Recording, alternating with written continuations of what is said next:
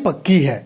हमारे इस प्रोग्राम में आज हम हैं रिठाला विधानसभा आम आदमी पार्टी प्रवक्ता दीपक जैन के साथ। इनसे जानते हैं पिछले लगातार आम आदमी पार्टी के साथ ये जुड़े रहे, शायद यूँ कहें कि ये स्कूल के समय से ही अन्ना के आंदोलन से लेकर के और अब तक जब पार्टी का निर्माण हुआ तब से अब तक लगातार लोगों के बीच में है। समाज में बदलाव को लेकर के अपने आंदोलन को लगातार आगे बढ़ाते रहे हैं और लोगों की बेहतरी के लिए काम कर रहे हैं। इनसे बात करते हैं कि आगामी नगर निगम चुनाव में क्या दीपक जैन अपनी दावेदारी पक्की कर रहे हैं। देखिए, दावेदारी इस बार पक्की है आम आदमी पार्टी की, दावेदारी पक्की है इस बार आम आदमी की।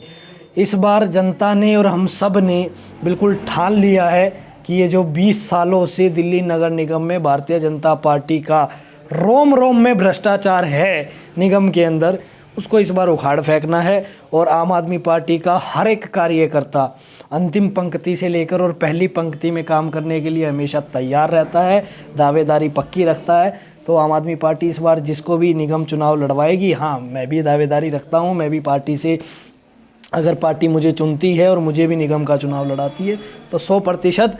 पर जो भी आम आदमी पार्टी का प्रत्याशी चुनाव पूरी दिल्ली के 272 वार्डों पर लड़ेगा, निश्चित ही इस बार वो जीतेगा। और जनता ने मन बना लिया है कि इस बार भ्रष्टाचार को दिल्ली नगर निगम से भी उखाड़ फेंकना है। क्या आप ये उम्मीद कर रहे हैं कि पार्टी आपको चुनाव लड़ाएगी या आप पार्टी से कहेंगे कि मुझे चुनाव लड़ना है, मुझे टिकट चाहिए? देखिए, मैं चुनाव को पार्टी के एक आदेश के रूप में समझता हूँ, मैं चुनाव को चुनाव नहीं समझता। पार्टी ने अगर मुझे आदेश दिया कि आप जाइए और दिल्ली नगर निगम में चुनाव लड़िए तो उस आदेश को हम सर्वप्रथम मानेंगे। और अगर पार्टी ने ये आदेश दिया कि नहीं आप अभी रुकिए, आप इस साथी को चुनाव लड़वाइए या आप उस सीट पर जाके ऑब्जर्विंग कीजिए या ये काम कीजिए, तो हम वो काम करेंगे। पर हमारा सिर्फ लक्ष्य एक है कि माननीय मुख्यमंत्री श्री अरविंद केजरीवाल जी को इस देश का प्रधानमंत्री बनाना। और ना सिर्फ प्रधानमंत्री बनाना, इस दिल्ली के अंदर जो व्यवस्था के सुधार अरविंद केजरीवाल जी ने किए हैं वो सुधार पूरे विश्व में हो, पूरे भारत में हो, ऐसे इस लक्ष्य के साथ हम चले हैं। शिक्षा स्वास्थ्य की राजनीति हो, मुद्दों की राजनीति हो। आप ऐसे कौन कौन से आधार हैं जिसके आधार पर आपको ये लगता है कि पार्टी को मुझे चुनाव लड़ाना चाहिए? देखिए अमिताभ जी, अगर हम देखें तो जो नेतृत्व की क्षमता उठती है वो जनता की स्वर से उठती है।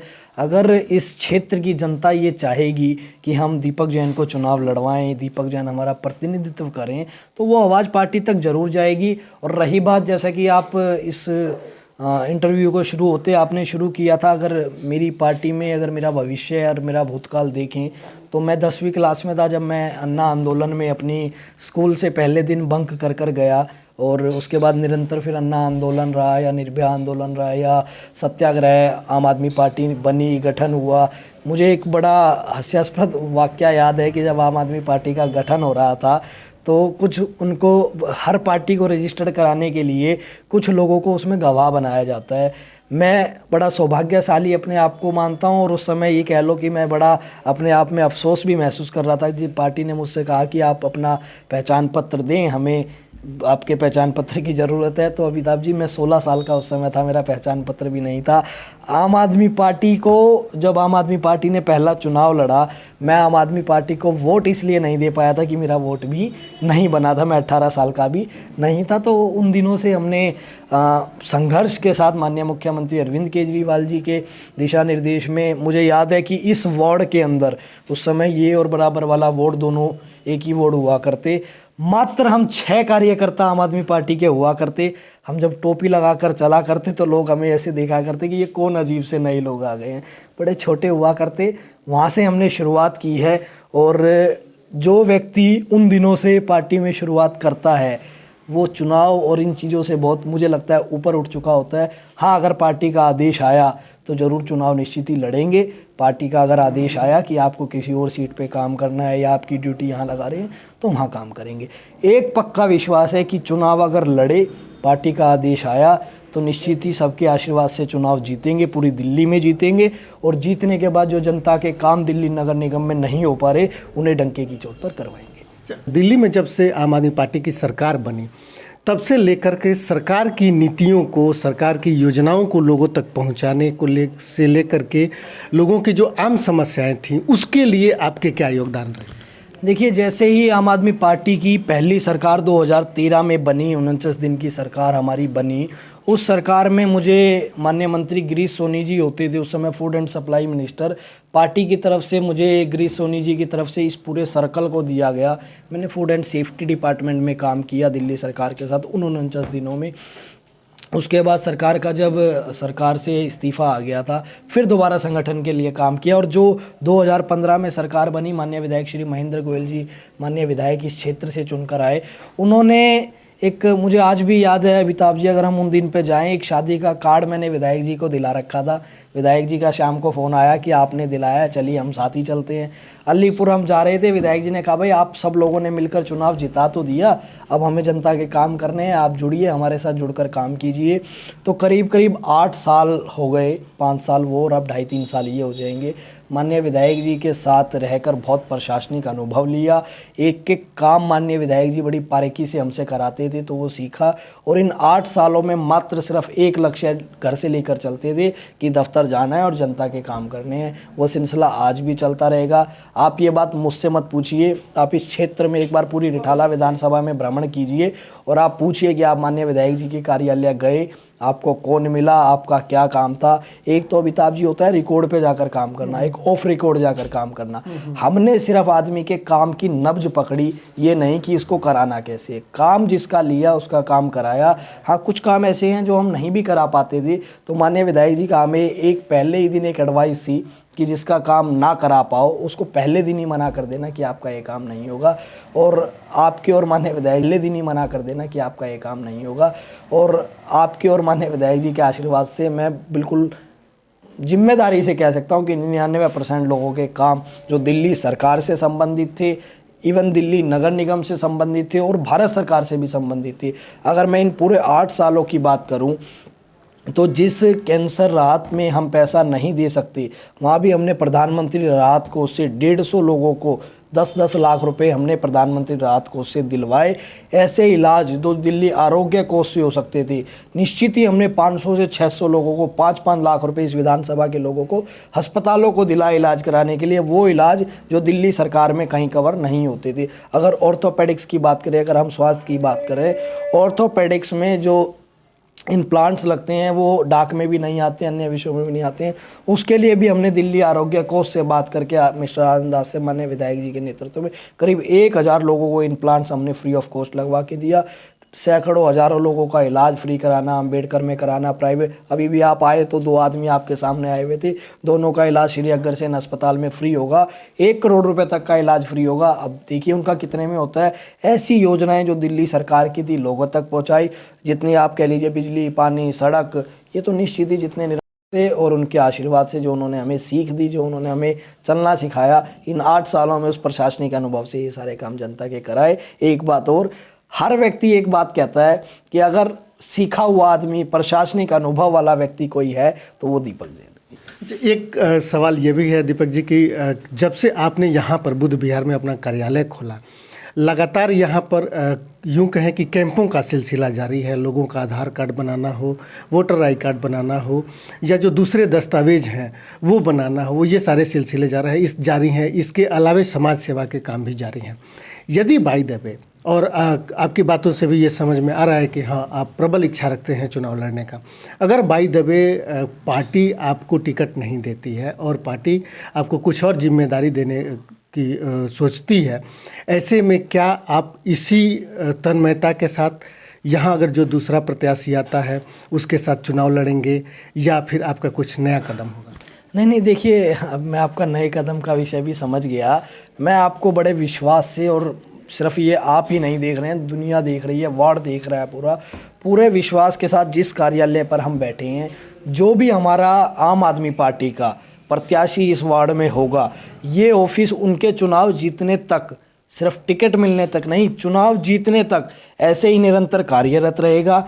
जिस दिन मॉडल कोड ऑफ कंडक्ट लग जाएगी उस दिन से ये चुनावी कार्यालय बन जाएगा और जो भी हमारा साथी आम आदमी पार्टी का यहाँ से प्रत्याशी होगा उससे ज़्यादा मेहनत दीपक जैन कर दिखाएगा। और हमारा लक्ष्य सिर्फ एक है अमिताभ जी, हमें दिल्ली नगर निगम में 272 में से मिशन 250 चलाकर 250 सीटें आम आदमी पार्टी के खाते में अपने खाते में लेकर आनी है। और ये मेरे या उस प्रत्याशी का अपना महत्व नहीं है, इस सीट को जिताने में महत्व रखती है जनता।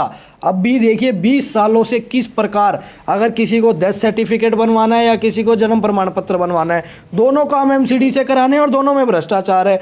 हमें दिल्ली की जनता को, जैसे हमने दिल्ली की राजधानी दिल्ली सरकार में उनको बिल्कुल एक निष्पक्ष सरकार ला कर दी, ऐसे हम दिल्ली नगर निगम में एक सरकार लाना चाहते हैं। प्रत्याशी कोई भी हो, आम आदमी पार्टी का जो प्रत्याशी होगा उनसे ज़्यादा मेहनत दीपक जैन करेगा और चुनाव जिता कर दिखाएगा। और मैं नहीं हूं, मैं पार्टी है तो मैं हूं, हमें पार्टी का प्रत्याशी जिता कर लाना है 100%, चाहे वो मैं हूं या अन्य कोई भी साथ। जब चुनाव में जाएंगे इस बार, जाने की तैयारी भी है, क्या क्या मुद्दे होंगे आप लोगों को? दिल्ली सरकार ने जो काम कराए हैं वही मुद्दा होगा या भारतीय जनता पार्टी की एमसीडी सरकार जो है में जो आम आदमी पार्टी आरोप लगाते रही है कि भ्रष्ट हो चुकी है, भ्रष्टाचार का मुद्दा होगा या काम का मुद्दा होगा? देखिए, मुझे लगता है अमिताभ जी, इस समय हमें कोई मुद्दा ले जाने की जनता के बीच ज़रूरत नहीं है। जनता पिछले 20 सालों में ये शब्द बार बार दोहरा चुकी है कि दिल्ली नगर निगम में भाजपा शासित सरकार ने इन 20 सालों में भ्रष्टाचार की चरम सीमा को लांघ दिया है। एक नया मुद्दा आपको मैं कुछ दिन पहले अभी चर्चा में आया है, कहीं ना कहीं भाजपा के नेता जो एमसीडी के नेता हैं वो जान चुके हैं कि उनकी सरकार दिल्ली नगर निगम में नहीं आनी है। उन्होंने उगाही का फिर एक रवैया शुरू कर दिया है। आप आज निकल जाइए, जितनी दुकानें हैं सब पर इतना बड़ा नोटिस। इवन ये पहली बार ऐसा हुआ है कि मंदिरों को, मस्जिदों को, गुरुद्वारों को, चर्च को, इनको भी एमसीडी का नोटिस प्राप्त हुआ है कि आप अपना इतने साल पुराना कन्वर्जन चार्ज भरिए। और जब पैसा भरने के लिए मान लीजिए दुकानदार जाते भी हैं तो वो सरकारी खाते में पैसा जमा नहीं होता है, वो कैश पैसा लिया जाता है और भाजपाओं के नेताओं के पास जाता है। आज दिल्ली की जनता को हमें दिल्ली नगर निगम के भ्रष्टाचार के मुद्दे बताने की आवश्यकता नहीं है। आप जिस वार्ड में हम बैठे हैं यहाँ चले जाइए, एक मकान ऐसा जो अभी बन रहा है या बन चुका है, आप उनसे पूछिए क्या आपने मकान बिना पैसों के बनाया है? एक व्यक्ति हमारे यहाँ तो जिस वार्ड में हम बैठे हैं, पार्षद जी के रिश्तेदारों ने फ्री में मकान नहीं बनाए, पार्षद जी ने उनसे भी पैसे दिला दिए। तो कैसे हम ये मान लें, कैसे कि हमें जनता को कुछ कहने की ज़रूरत है? डेली व्यक्ति उठकर अपने घर का गेट खोलता है और भरी हुई नालियाँ देखता है, अपनी गली को गंदा देखता है, गाय का गोबर गली में देखता है, कुत्ते की दुनिया भर के वेस्ट मटेरियल गले में। कैसे आदमी भारतीय जनता पार्टी को ये कह देगा कि हम आपको निगम में वोट देंगे? इस बार हमें जनता को मुद्दे बताने की भी आवश्यकता नहीं है। अरविंद केजरीवाल जी का जो काम है दिल्ली का, माननीय विधायक श्री महेंद्र गोयल जी का जो काम है, जनता दो चीज़ सिर्फ देखेगी कि किस प्रकार अरविंद केजरीवाल जी, माननीय विधायक महेंद्र गोयल जी की नित्य प्रतिदिन नियत थी जनता के नेक काम करने की, और किस प्रकार भारतीय जनता पार्टी और दिल्ली नगर निगम की नीतियाँ थी दिन प्रतिदिन जनता को परेशान करने की। तो इस बार जो ये लड़ाई है, साफ नीयत और गंदी नीयत, इन दोनों के बीच होने वाली है और निश्चित ही इस बार साफ नीयत जीतेगी। साफ नीयत के चुनाव हो रहे थे या उससे पहले विधानसभा चुनाव हो रहे थे तो करप्शन बहुत बड़ा मुद्दा था। इस बार फिर आम आदमी पार्टी नगर निगम में करप्शन को मुद्दा बनाने जा रही है। दिल्ली सरकार में के जो सुविधाएं मुहैया कराने की बात थी, उसमें से करप्शन दूर करने की भी बात थी। अभी भी आरोप लगे हैं, बस में के मेंटेनेंस पर घोटाले का आरोप लगा, जल बोर्ड में घोटाले का आरोप लगा। उसके अलावे आम लोगों की अगर बात करें तो आप किसी भी अथॉरिटी, एसडीएम ऑफिस और दूसरे जगहों पे जाइए तो वहाँ पर भी लोग भ्रष्टाचार को लेकर के परेशान हैं। आरोप जस के तस अभी भी वहाँ है, उसमें कोई सुधार नहीं हुआ। फिर भारतीय जनता पार्टी के इस करप्शन के मुद्दे को लोग कितना स्वीकार करेंगे? देखिए, मैं एक बात आपको बताऊं कि जो आपने एसडीएम ऑफिस के भ्रष्टाचार की बात की, थोड़े दिन पहले आपने देखा होगा दिल्ली सरकार ने एक होम डोर स्टेप डिलीवरी की शुरुआत की, जिसके अंदर एसडीएम ऑफिस के 100 काम हैं कि आप अपने घर बैठिए, 1031 पे फ़ोन की 1076 पे फ़ोन कीजिए और अपने घर दिल्ली सरकार का प्रतिनिधि बुला लीजिए। मात्र 50 रुपये इसमें सरकारी फ़ीस लगेगी। ये मैंने इंडिविजुअली कई बार ट्राई किया है, मेरे कार्यालय जो लोग आते हैं उन्होंने ट्राई किया है। क्यों हमें एसडीएम कार्यालय जाना? अगर आज हम बुध विहार से एसडीएम कार्यालय जाते हैं तो 50 रुपये बस या रिक्शा का किराया रिक्शा का, ऑटो का किराया लग जाता है, उतने रुपए में दिल्ली सरकार का प्रतिनिधि घर आता है। ये पहली ऐसी सरकार है अमिताभ जी जिसने, जो बड़े बड़े भाषणों में लोग कहा करते कि सरकार आपके द्वार आकर खड़ी होगी, पहली ऐसी सरकार है जिसने ये सत्य कर दिखाया। आज जिन साथियों को नहीं भी पता, जो जाते हैं वहाँ, एसडीएम कार्यालय आपको जाने की आवश्यकता नहीं है। 100 सर्विसेज दिल्ली सरकार की आपके द्वार पर है। आपको मात्र 1076 पर फ़ोन करना है, अपना अपॉइंटमेंट, हमें टाइम देना है, उनका टाइम नहीं लेना, हमें टाइम देना है कि हम घर पर कितने बजे मिलेंगे। दिल्ली सरकार का प्रतिनिधि आपके घर पर आएगा, आपको एक टाइमलाइन दे के जाएगा कि ये डॉक्यूमेंट्स, मान लीजिए इनकम सर्टिफिकेट है, कि इतने दिन में पूरा करके ऑनलाइन आपकी साइट पर आ जाएगा। रही बात बस घोटाले और जल बोर्ड घोटाले की, देखिए मुझे एक बात भाजपा के कुछ साथियों पे बड़ी हंसी आती है अमिताभ जी। उन्होंने कहा दिल्ली जल बोर्ड में बहुत बड़ा घोटाला हो गया। दिल्ली जल बोर्ड आज से अरविंद केजरीवाल जी की सरकार से पहले अगर हम देखें तो हमेशा लॉस में रहा करता। दिल्ली सरकार फ्री में पानी दे रही है, पानी का बिल तो पिछले 8 सालों में किसी से लिया नहीं है, कमर्शियल को छोड़कर। इवन जिसके थे उसके भी हर 2 साल में स्कीम लाकर माफ़ कर दिया। उसके बाद आज दिल्ली जल बोर्ड 180 करोड़ रुपए के फ़ायदे में है। मुझे वो घोटाला कहीं नज़र आया नहीं। हाँ, अगर कुछ है तो इनके पास सारी एजेंसियां हैं। भारत सरकार जब पीयूष जैन के यहाँ छापा मार के चुनाव के समय पैसा निकाल सकती है, तो ऐसे छापे जब अरविंद केजरीवाल जी के मकान पर और उनके सरकारी दफ्तर पर रेड हो सकती है। भारतीय जनता पार्टी के नेताओं को है कि वो सिफारिश करें अपने गृह मंत्री से और दिल्ली जल बोर्ड को आज ही पूरा सील कर ले, अंदर बाहर एक एक फाइल बिल्कुल निकाल मारे अमिताभ जी। सिंगल रुपए का अगर घोटाला आ गया तो औरों की तो नहीं, मैं राजनीति से जरूर संन्यास ले लूँगा, ये मैं उन्हें प्रॉमिस करता हूँ। पर आप मानिए 1 रुपए की भी चीज़ अगर अरविंद केजरीवाल जी के खिलाफ कभी इनको मिली तो ये 15 मिनट लगाएंगे अरविंद केजरीवाल जी को जेल में डालने के लिए। इतने खड़कते हैं उनकी आंखों में, कुछ नहीं है। राजनीतिक आरोप लगाना उनका काम है और उन्होंने लगाए।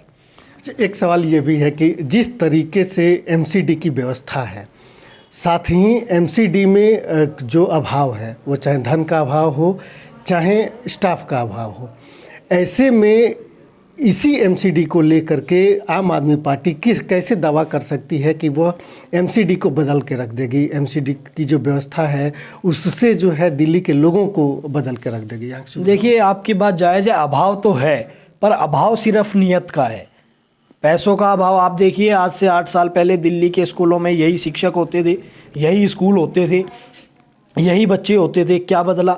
सिर्फ सरकार बदली, सरकार की नीयत बदली। सरकार ने अपने टीचर्स को टीचर्स समझना शुरू किया, बच्चों को बच्चा समझना शुरू किया और स्कूल को स्कूल समझना शुरू किया। सरकार ने तो अपने बजट का एक बहुत बड़ा हिस्सा, लगभग 25% हिस्सा सिर्फ अलॉट कर दिया एजुकेशन के। देखिए, आज जितना दिल्ली नगर निगम का पैसा भ्रष्टाचार के भेंट चढ़ता है, उतना पैसा, मैं तो कह रहा हूँ उसका आधा पैसा भी अगर एमसीडी के रेवेन्यू में मिलने लगे तो मुझे लगता है एमसीडी, आप अमिताभ जी देखिए, दिल्ली का मेरे हिसाब से जितनी मैंने असेसमेंट की है, 80% टैक्स का पैसा, छोटे 80% जो काम का पैसा है वो दिल्ली नगर निगम को जाता है। 20% और जीएसटी का पैसा दिल्ली सरकार को आता है और उसमें से भी दिल्ली सरकार एक बड़ा शेयर एमसीडी को दे देती है। आज बहुत कम लोग इस बात को जानते हैं, दिल्ली में एनडीपीएल और जो बाकी कंपनियां हैं, बिजली कंपनियां, वो जितना पैसा इकट्ठा करती हैं, मतलब जितना लोग बिल भरते हैं, उसका 5% पैसा सीधा एमसीडी को जाता है। आप दिल्ली के अंदर ये देखिए, एमसीडी जब इतना पैसा प्रॉफिट में है, अन्य बिजली कंपनियां प्रॉफिट में है, उसका 5% पैसा भी एमसीडी को जाता है। दिल्ली जल बोर्ड के जो पैसे इकट्ठे होते हैं उसका 5% पैसा एमसीडी को जाता है। जीएसटी में से दिल्ली सरकार पैसा देती है। एमसीडी इवन और तो छोड़िए, शमशान घाट की लकड़ी, उसका जो पैसा है वो भी दिल्ली नगर निगम को जाता है, वो प्राइवेट लगवाता है, उसमें से भी कमीशन एमसीडी को जाता है। एमसीडी में अमिताभ जी दुनिया भर का टैक्स जाता है। पर एक चीज़ जो है कि उनके जो नेताओं के पेट बहुत बड़े हैं, वो दिल्ली की जनता से पहले, दिल्ली के कर्मचारियों से पहले। आज बड़ा दुख होता है जब हम सफाई कर्मचारियों से बात करते हैं अपने क्षेत्र के।